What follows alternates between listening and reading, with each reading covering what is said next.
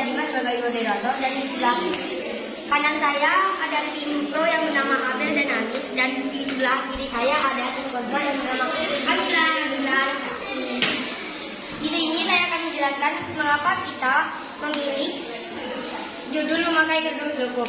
Jadi, kita mengambil usul ini karena di pondok santri diwajibkan menggunakan kerudung selekup, sedangkan para ustadzah ada yang menggunakan segi empat.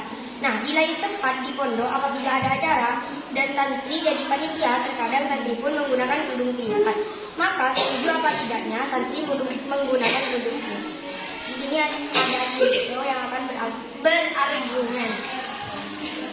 Di sini saya dari pro akan berargumen. Saya setuju karena itu memang peraturan dari pondok agar rambut kita tidak berlebihan orang lain dan nyaman untuk dipakai dan cepat untuk dipakai juga. Jadi kerudung selekup memang cocok untuk kalangan santri memakainya. Dan di sini ada tim kontra untuk menyangga selekup. Saya tidak setuju karena kalau emang ada peraturan seperti itu di pondok, mengapa setengah dari santri tidak memakai kerudung selekup dan memakai kerudung singkat? Apa ada tambahan argumen dari tim pro? Saya setuju karena memakai kerudung selekup itu adalah peraturan dari pondok.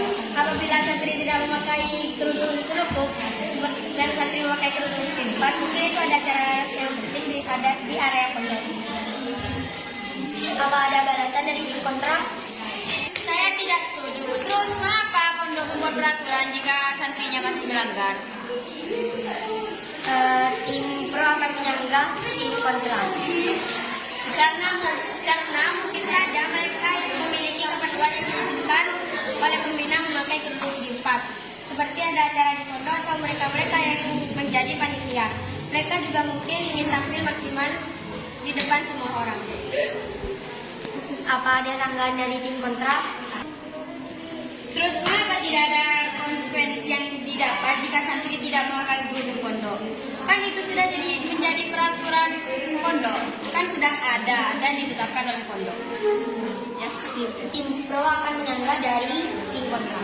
Ya, mungkin saja mereka-mereka yang memakai kerudung segi empat diberikan izin oleh pondok, dan mungkin juga mereka-mereka yang memakai kerudung segi empat tidak dapat kerudung selekup karena faktor yang terlalu mahal atau mereka yang tidak mendapatkannya. Apakah ada tanggapan lagi dari tim kontra? Ada? Saya tidak setuju. Kalau emang salah satu santri tidak memakai kerudung selekup, apakah di lain waktu semua santri sudah mempunyai kerudung selekup? Apakah kerudung segi empat masih dipakai? Mungkin ada lagi tanggapan dari tim pro. Pasti ketika semua santri sudah mendapatkan kerudung selekup, kerudung segi empat akan dihapus, kecuali ada acara penting. Mereka yang ingin memakai kerudung segi empat harus izin dulu ke pembina, agar kerudung segi empat mereka tidak disita dan dirobek oleh pengurus. Mungkin ada tanggapan dari tim kontra. Saya tidak setuju. Ya meskipun begitu, berarti sama aja kita membiarkan para santri untuk melanggar aturan sendiri atau melanggar aturan yang telah dibuat rumah dong untuk membuat peraturan kalau buat dilanggar. Kenapa nggak kalian aja bebas menggunakan kerudung yang lain? Mungkin ada lagi tanggapan dari tim pro. Tidak, emang pondok membuat peraturan, tapi kan setiap aturan pasti para pembina atau sekadar memberikan keringanan kalau santri itu izin.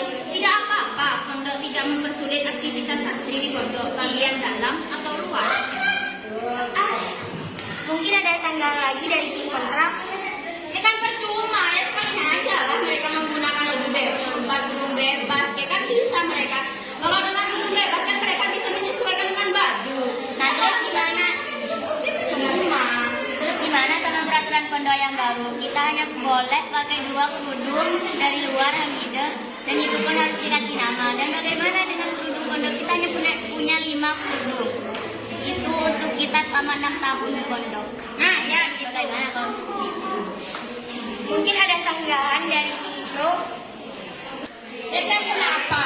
Kan meski di pondok ada kerudung 5, nanti ketika pulang kita kan mempunyai banyak kerudung. Kan kita bisa pakai yang mana saja. Ya kecuali di area pondok, kan kalau di area pondok kita wajib mempunyai 5 kerudung.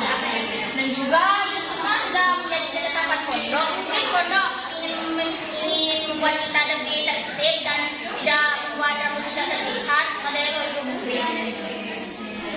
Apakah tim kontra masih mau menyangga Dimpro? Ya kan itu kalau di room.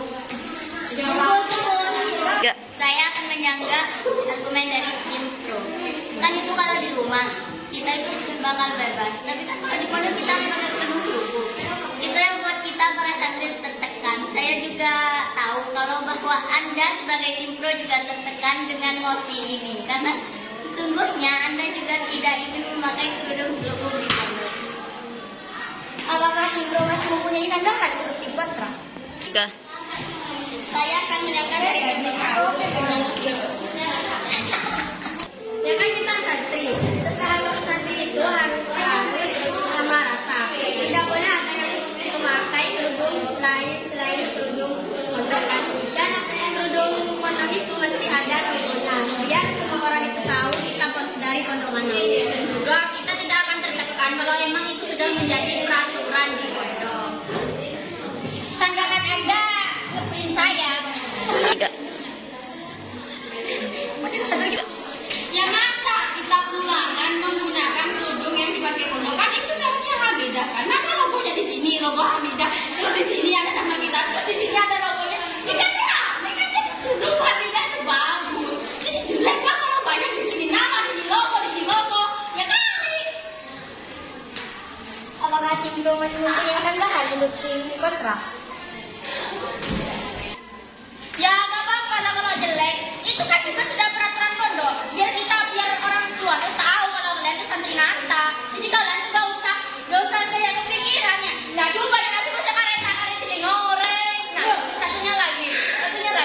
Nah, kalau apa?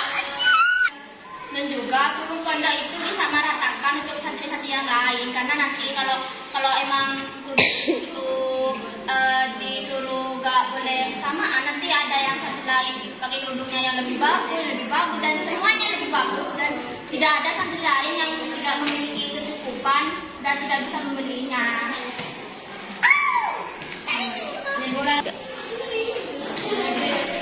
Baik, diskusi kali ini kami selesaikan. Jadi kesimpulan dari debat kami, jika sudah ada peraturan yang ditetapkan oleh sekolah atau pondok, kita harus mengikuti dan menerapkan peraturan tersebut agar kita tidak mendapatkan konsekuensi tersebut. Dan jika ingin melakukan maka kita diwajibkan untuk mengikuti agar tidak mendapatkan konsekuensi tersebut.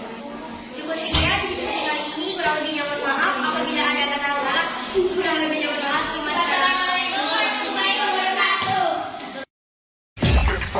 Yeah.